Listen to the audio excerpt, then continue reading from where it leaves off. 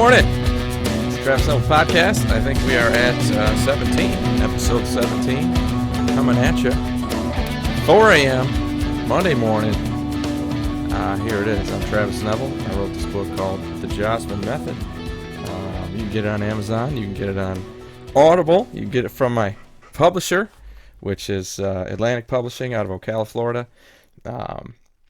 Yeah, check that out if you get a chance. So today, man, hope you had a great weekend. Weather was nice. It was sunny. Hope you got out and got to get some things done, at least in Michigan it was, southeast Michigan. I got a lot done, had a lot of fun, enjoyed myself, and, that was pretty cool. But I'm working on, I wanted to talk about leadership, and that, it's just such a big-ass topic. You know what I mean? Like, you can go into that, you can attack that from so many different angles. And there's so many people that you could mention, and shit.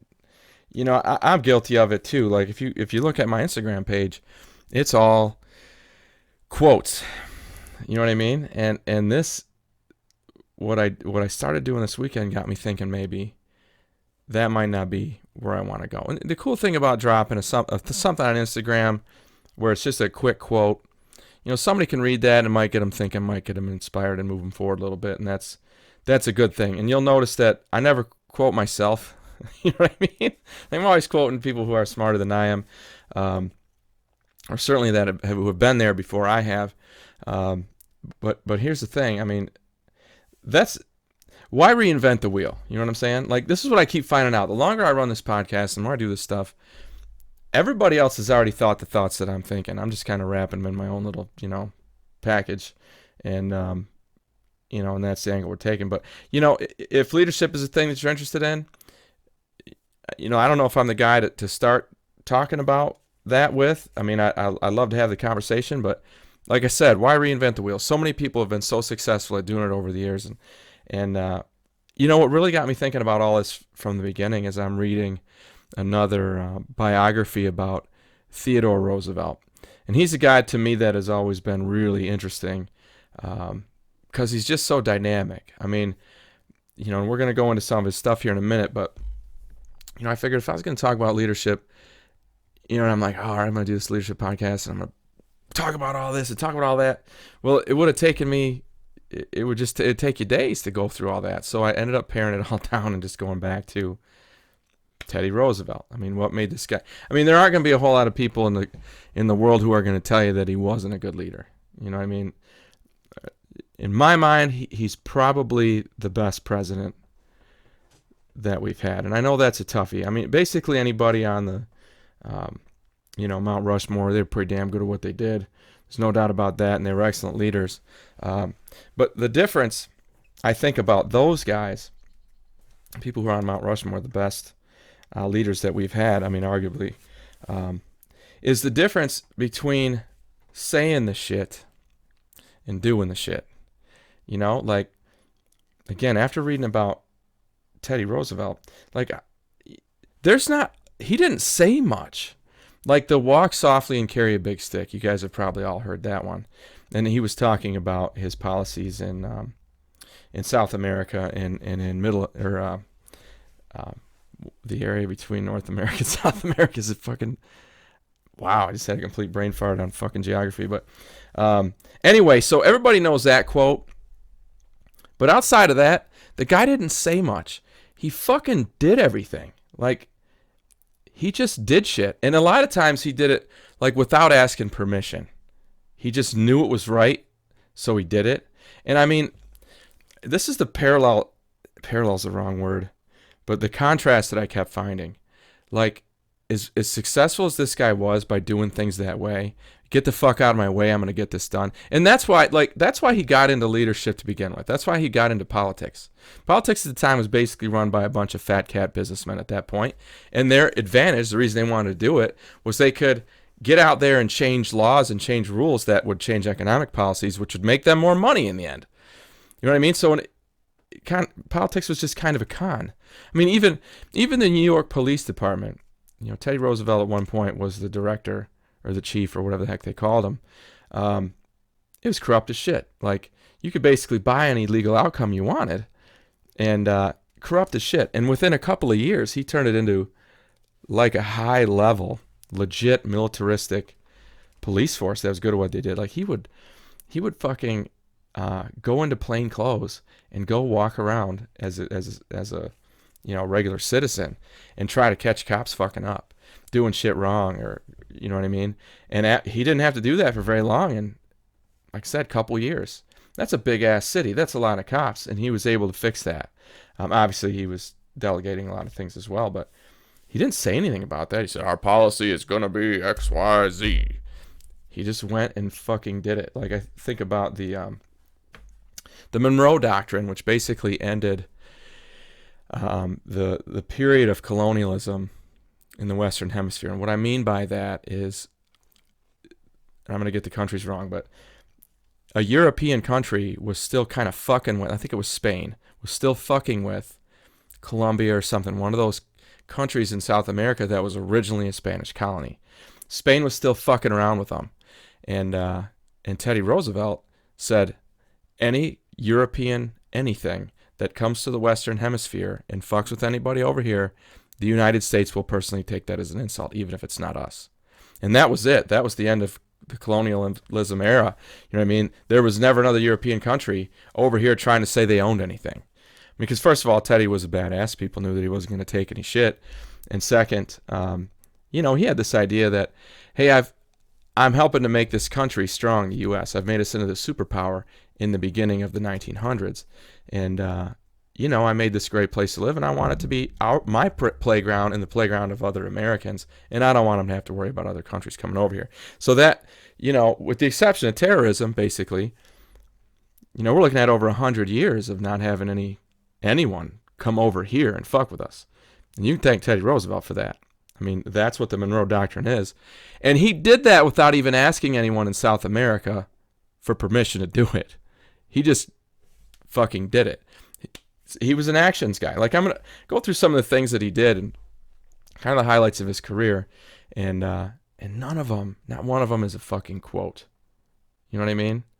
None of them is a fucking quote. I feel like everybody gets so worked up about Trump. And I know he's a fucking hot button guy. And I'm not really a supporter of his. I'm not really a detractor of his. I guess I don't know enough to have made an opinion. But I think that I know this, that people made their opinions on him based on the shit that he said. Like, if you could go back over the last 4 years and delete everything that was on Twitter from him, and a lot of the things he said in public, shit, let's say all of them, take away everything he said, either through Twitter or from talking, and just look at what he did for the country, I wonder if people would look at him completely differently. You know what I mean? And I'm not saying that he did a great job, because I don't really know. I don't have a resume on him, like, of the things that he accomplished. And I think a lot of times for president, you don't get the end of that list until years after they're gone, because you put things in motion that might happen later, right? So we don't know that. But the point I'm trying to make is this: real leadership, it just doesn't usually have much to do with what you say. You know what I mean? It's what you fucking do. All right? Now, I'll reel that back and let's talk about Lincoln, okay?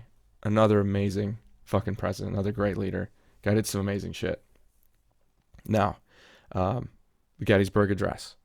Several other really amazing speeches and letters that he's famously written to people. I watched Saving Private Ryan for the first time not too long ago, and, they talk about this letter that he supposedly wrote to somebody in the Civil War. Fucking guy could use words. Holy shit, was he smart that way. Man, could he speak and write. Brilliant shit, like inspirational shit. Now, that's true, but he had a ton of fucking accomplishments as well. Now, Roosevelt, great speaker as well, great orator, but again, he never said anything that was, again, people don't usually quote him. Not often. Great speaker, and that's how he got people to like him, essentially, but he knew his job was to get shit done. So let's talk about some of the things he did. He basically created the beginning of the child labor laws here in the U.S. At one point, like either right before he was president or right after he became president, 1 in 5 children in the United States, and I think they quoted it as anybody under 13 or 12, 1 in 5 was working, like in a mine or a sweatshop, basically, or a lumber mill or some place where they could basically get killed. 1 in 5. And poor people were, I mean, they're so fucking poor. If they didn't, I mean, there was no welfare program, and, I go back and forth on that one, but you need at least some of that. So he created some of that stuff as well.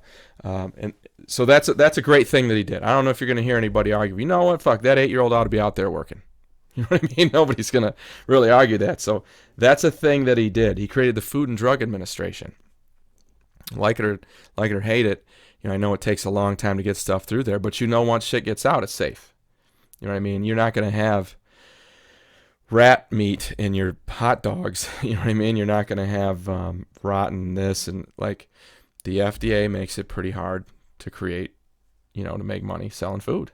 I mean, unless you're at a farmer's market or something, but the stuff that's packaged and you find in the grocery store, you can count on it being healthy. I mean, it's going to be a really rare deal when something bad happens with something like that. FDA, good thing. That's a thing that he created. There was a coal strike at one point in our country, and it was getting into fall, and most people heated their homes with coal at that point. So not only was the management of the company worried because they weren't making any money, and the employees, they were worried because they weren't working and making any money. Everybody in the country was like, where the fuck are we going to get our coal? It's about to get cold out. So what Roosevelt did is he stepped in and he said, all right, well, I'm just going to bring National Guard down there and take over the mine and start running it because the country needs the coal. So imagine what that would do to the management and labor. Okay, they would immediately both be placed back on their heels and probably be very willing to go in and talk, right, and to start making some deals. And that's exactly what happened. He was able to get past it. But again, he just went and did it. He was like, well, fuck these motherfuckers. This is what I'm going to do. And bam, he got it done. He didn't worry what people would think. He knew he had 4 years in there. You know what I mean?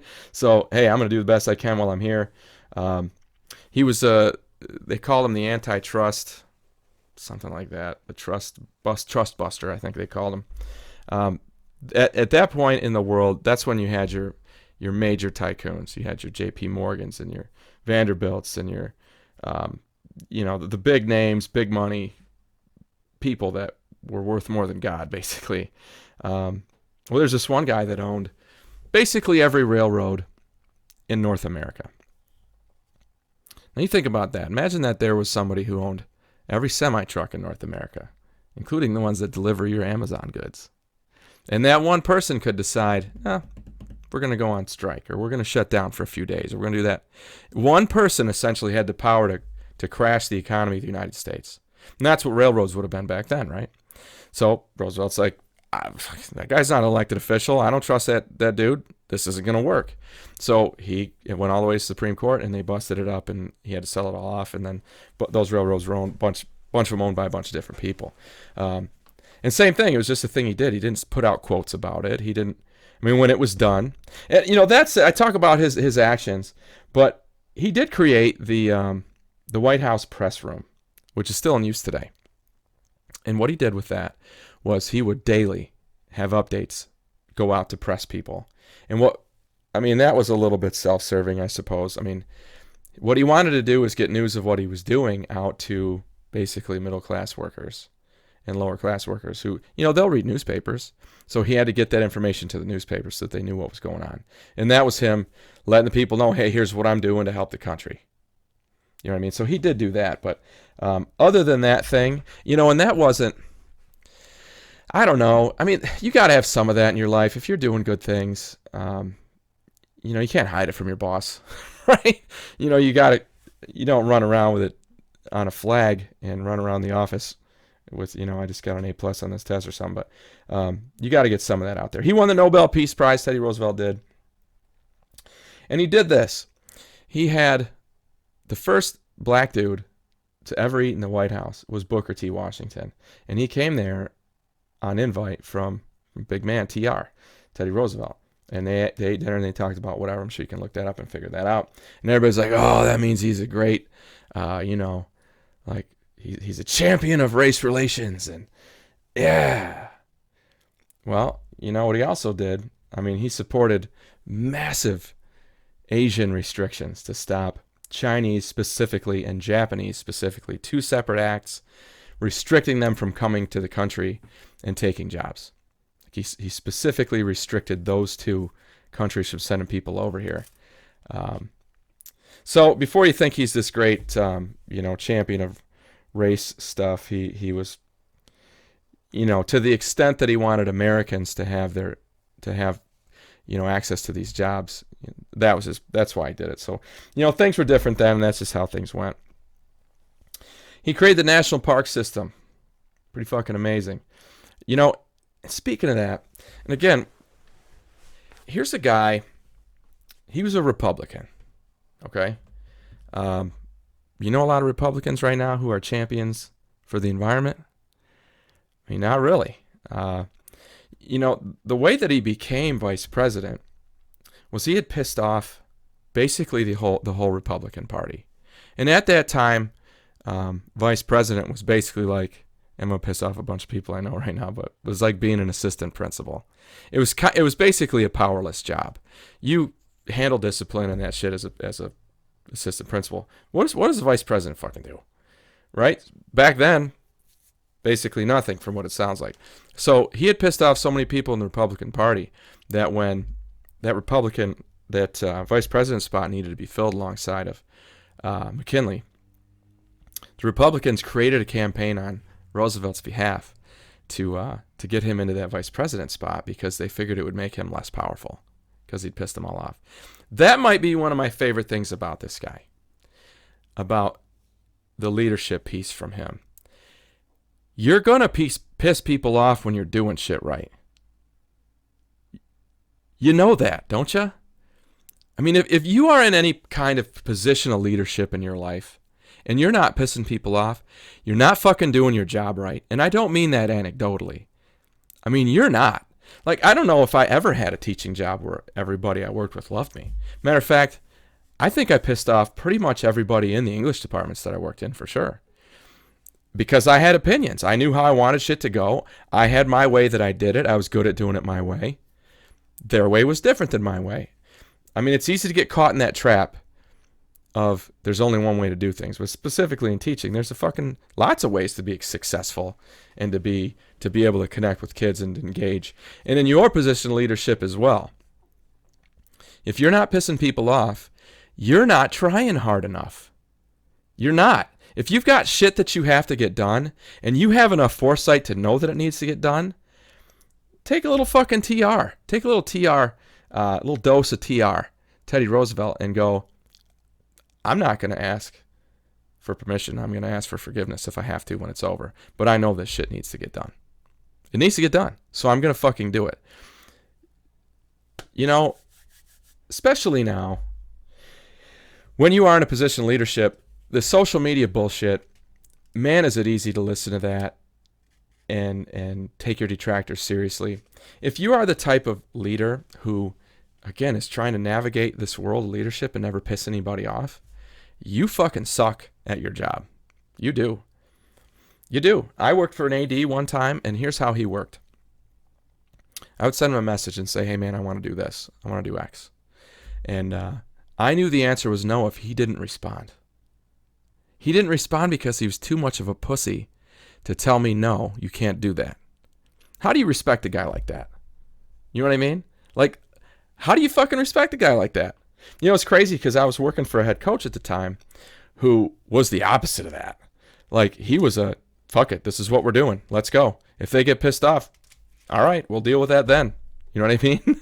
And to me, that dynamic was very interesting. I don't know. Yeah, I think you better be making people angry. Or your shit's just too vanilla. I think I told you guys that Jack Donovan, a guy that I quoted in my book, and I talk about him a lot. We're not friends. I just talk to him on Instagram occasionally. I'll ask him a question. He'll give me an answer. But I asked him once, hey, what's your best advice? And he said, don't take any fucking advice. Like, I've talked about that before. The idea being that what's in your head, the things that you think of, that's pure and that's real and that's what you want to pursue. Now, when you're a leader, you got to do kind of the same thing. the caveat, of course, like when I'm coaching, I've got a couple other coaches we're all on the same staff, but I'm the head coach, so I've got to sometimes make decisions that impact them. And I know how to word it where I make them feel like it's their decision when it isn't. You know what I mean? But you got to get them involved. You got to let them know what's happening before. You can't just, cancel a game and not tell your coaches you're going to do it. I don't know. You can't do that. Like, you're going to piss people off that way. That's the wrong way to piss people off. I mean, if you're going to do that, then, go ask for the forgiveness. Hey guys, I had to do this. I'm sorry. I wish I would have had time to ask you, but I didn't. And here's what I had to do. That's the way you do it. All right. That's perfectly acceptable. I mean, I think there's some power that's, instilled in you that you're endowed with that when you get the position. Anyway, Teddy pissing people off and getting to be vice president. Well, he, of course, took that vice president position, turned into something awesome. Then McKinley gets shot, and now he's president. And those Republicans are like shit in their pants. The reason they didn't like him was because, though he was a Republican, this guy was liberal-leaning as fuck. I mean, shit, he created the national park system, like I told you. That's a big deal. He created the FDA. He handled these labor strikes. He did all these things that are basically liberal Democrat territory. He was technically Republican, but he did these things that pissed off everybody in his party, and because he knew the nation needed it, he knew it was the right thing, and he didn't give a fuck what they thought. I mean, I'm sure he had his downtimes, where he's at home telling his wife, "Shit, these guys are really getting to me." You know what I mean? Like, I'm sure that happened, but didn't stop him, didn't slow him down. He didn't look at his social media account and hear people have been talking shit about him, and get all soft and spend 3 weeks in seclusion in the West Wing. You know what I mean? He kept going. He went out and create. He helped create the Monroe Doctrine. I talked about that. One of his biggest things, you guys probably knew this, was the Panama Canal. I'm sure you guys all know what that is. I'm not going to talk about what it is, but the way that he did it was this. Clever as fuck. So Panama is getting fucked with by, I think it's Colombia. Like, Colombia thinks, hey, you're our little brother, you belong to us. And, Roosevelt has this idea, I want to build this Panama Canal. So he goes down there and he makes a deal with the Panamanian government. Says, hey, I'll help you out and get these motherfuckers out of your country if you let me build this canal. Panama's like, fuck yeah. So, brilliant way to do things. He didn't go down there and enforce it with force. He didn't, push anybody around. I mean, he pushed out the people who were trying to oppress Panama. But as far as with Panama, he didn't threaten them to get the Panama Canal. He wanted them on board because he knew how hard it would be to build that canal in their country if they weren't, in. So we went and did that. That, of course, pissed off a lot of people because it cost a lot of money. I think it was, paid him $10 million in gold and then a fee of $250,000 a year. We paid Panama, and that was to run it until 1997. And that $250,000 a year to run it probably wasn't enough to run it after maybe the 40s. You know what I mean? Like, it was a drop in the bucket by the time we went back to Panama in 1997. And I think that's pretty interesting. So that leadership thing, like I said, I could go on and on about shit that Teddy Roosevelt did, but the theme here is just that they were actions. I mean, so many times he didn't ask for permission, and he probably didn't even ask for forgiveness after, but he got the shit done. He wanted to do some things that were going to stay there and last and be there long after he was gone, and fuck, he was successful. I mean, the FDA's still there, Panama Canal's still there, Monroe Doctrine's still there, national parks are still there, child labor laws. That shit's all still around. It's still highly regarded as being great shit, and it was over 100 years ago. That shit was going on in 1906. A long fucking time ago. The guy's pretty forward thinking. And I think a lot of times that's what leadership is. If you really want to be good at it, you have to be thinking outside of what's going on right now. Because that popular opinion, that's all it is popular. I'm not going to talk about my fucking governor, Gretchen Whitler.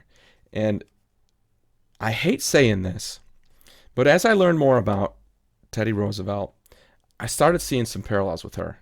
And this is all I mean. I mean that she had this idea that I know what's best, fuck all of you, I don't care that you're the ones who elected me. I don't care that you're the ones who live here. I know what's best for you, so I'm going to do what's best for you, and that's that. But none of it had long-reaching effects. She didn't create the national park system. She didn't create child labor laws. She just kept shutting us down and pissing us off and fucking with our economy. I mean, none of that is long-lasting and good for the country. You know what I mean? She'll have no legacy other than people remembering that they hated her. I mean, there's no legacy there. You know what I mean?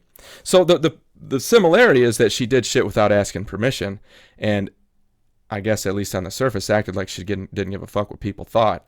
The difference was Roosevelt was actually doing things that were going to last forever and be good and fix problems, fix real problems, not be a social media hound and not try to just bring attention to himself. I mean, he cared very little about that. So there is that one similarity. But again, like I said, that the difference is the long-reaching effects. And she will never step outside of her party lines because she knows who got her there and she knows whose ass she's kissing to get to the next level, if that's going to happen, which I hope it doesn't. But he didn't give a fuck. I'm a Republican. I don't give a fuck. That's how I got here, but this is what needs to be done, so I'm going to do it. You know what I mean? I'm going to get it done. Yeah, so that's the main difference. I don't mean to draw parallels between those two because one of them I'm really impressed with and the other one I'm not.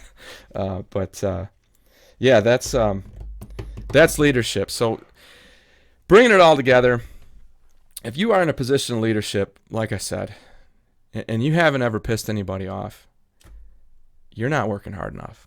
And if you're in a position of leadership and you have pissed people off and it's really bothering you, you got a couple options. You can suck it up and get your shit together, or you could seek another way to make money.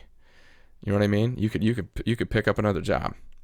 But I recommend you choose option A, and that's find a way to really understand that heavy is the head that wears the crown, okay?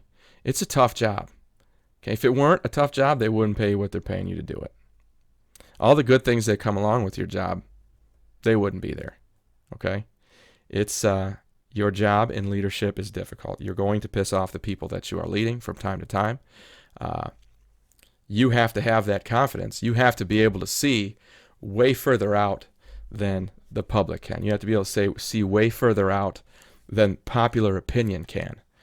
You know what I mean? I can remember times when I was coaching, not here, but where I had parents questioning shit that I did, and you didn't do this or you did that. I'm thinking, you know what, bro, come to practice every day. You know, sit in meetings, figure out what we're doing, look at the strategy we're gonna take against this film that we've seen. Watch the kids in practice, know who can do this, who can do that, and then come out on Friday night and tell me I'm doing it wrong. You know what I mean? Because I bet you won't. If you got a better plan, fuck, I'm all ears. You got a way that's going to work better than what I'm doing? Come on. I mean, I would love to hear it. I want to get better. You know, I want your team to be better. But you can't let that run your life. You know what I mean? Honestly, I really try to look at that in the positions I've been in as, hey, I know I'm doing it right. You know, because you don't piss people off for pissing them off sake, right? You do it like this. Hey, I know this is the right thing, so I'm going to do it. And if it ruffles feathers, if it makes waves, I'm going to be okay with it. And make that deal with yourself before you make the moves. Make that deal with yourself before you go into the position of leadership to begin with. That's just the way it is. That's it. If you're a leader, get the fuck out there, take care of business, and leave it at the office when you go home. You got to know you're going to take some shots. That's just how it is. That's part of being in charge. That's part of being the man. That's part of being awesome. Take your shots, be okay with it, and move forward. Leadership, Teddy Roosevelt, great guy. Check out anything about him you ever find. Like I said, it'll be less about his words and more about his actions, and that's badass. If when you're gone, people talk way more about what you did than what you said, you're doing it right, okay? Same thing in your leadership positions. My name's Travis Neville. This is Travis Neville Podcast. I wrote this book called The Jossman Method. You can get it on Amazon. You can get it on Audible. You can find it anywhere fantastic books are sold. If you need one, hit me up on Facebook. I got a box full of those motherfuckers. I will meet you somewhere, sign one for you, and I'll give it to you for free. Okay? That's it. Leadership. My name's Travis Neville, and I sincerely hope that you will continue to get your shit together.